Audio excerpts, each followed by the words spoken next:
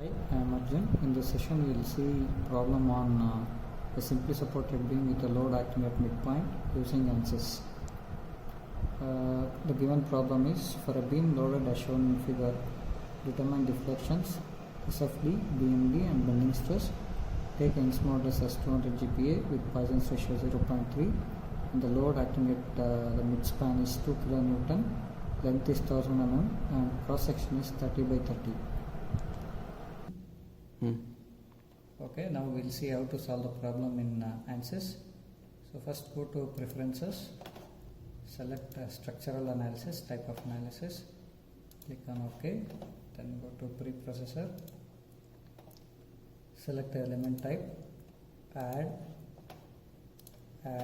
select a beam element for analysis. Now that will be displayed here, close it. So go to material properties, material models, structural, linear, elastic, isotropic. Enter the Young's modulus 210/3 and Poisson's ratio 0.3. Close this. So now that entered material properties are displayed here, close this. Now go to sections, beam section, common section. You can select the type of cross section you require. So since we have a square cross section, I'll select a square cross section member. Enter width and height 30 mm each. Click on OK. Then we can close it. Go to modeling, create key points. So I'll go with the key points in active coordinate system. See here. We are supposed to apply load at midpoint of the midpoint of a simply supported beam. So now I will create 3 nodes for my reference. So node 1, location of the coordinates will be 0, 0. Click on apply. See now node 1 will be created here. And since total span of the beam is 1000 mm, I will split this into 3 points. So since we are supposed to apply load at midpoint, I will create key point 2 with the x distance as 500 mm. I will create a midpoint over here, and now I will select key point 3 and total x distance will be 1000 mm, which is length of the span, which is a span length. So now we can observe this is a point where we are supposed to apply load. So now we have created 3 key points. So from key point 1 to key point 2 length will be 500 mm. And key point 2 to key point 3 it will be 500 mm. So total span length will be 1000 mm. So since we have created key point, we will create a line now. Lines, straight line. Select key point 1, key point 2. Since material properties are same, we can continue picking key point 2 and key point 3 for creating a line. So line element has been created. So now we need to mesh this line.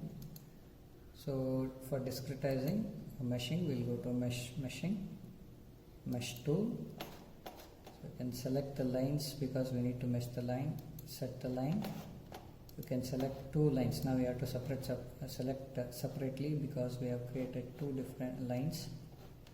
So I have created 2. Click on apply. So each line will be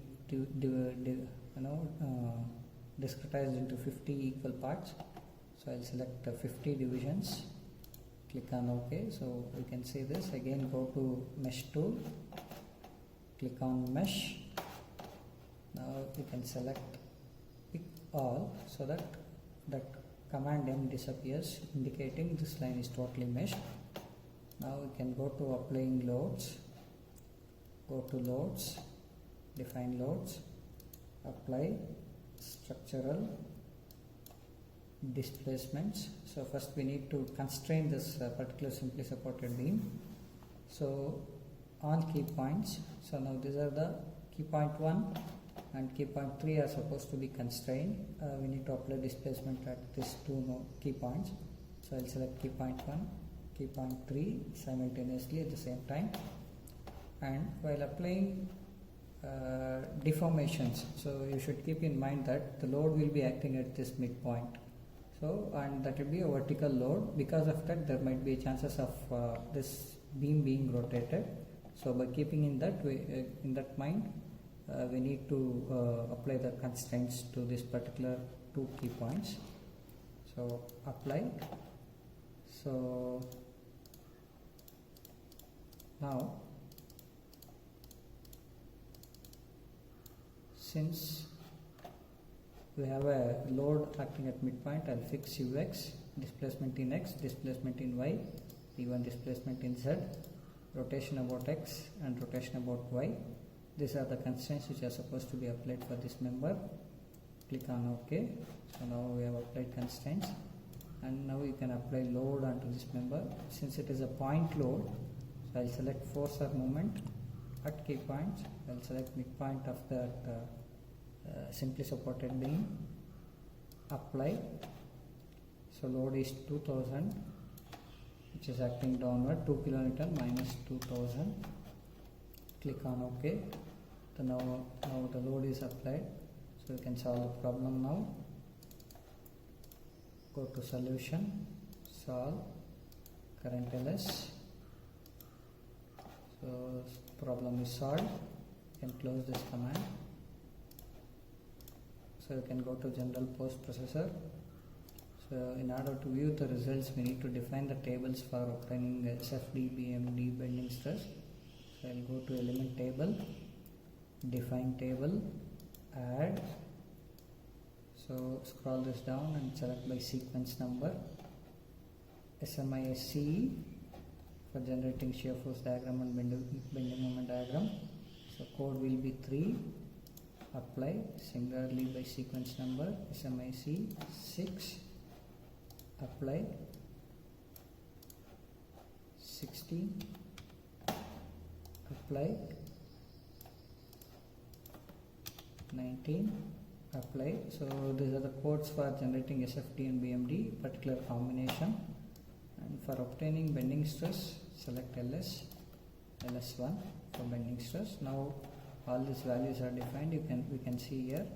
So a particular combination has to be selected for finding out SFD and BMD. We can close this and in order to view the results, go to plot results, deformed shape, deformed plus undeformed. So now this is a deflection which is obtained. You can cross check this with the analytical solutions obtained. And contour plot, line element results. If you change this element table item at node I and j to both LS1 and LS1, we can able to see the bending stress value. So now this is a bending stress which is obtained, which is 110. This is a bending stress value obtained. And for SFD, the codes use the combination of 6 and 19. This is a shear force diagram which is obtained. Again, you can reverse this. Okay, minus 1000, 10,000. At that point, you can reverse these values.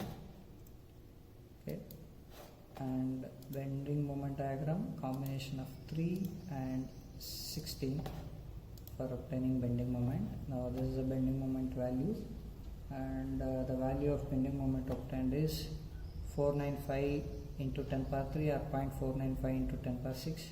Okay, again based on number of divisions you select, this accuracy value keeps on increasing. Okay, for analytical solutions you can check in the link provided. Thank you.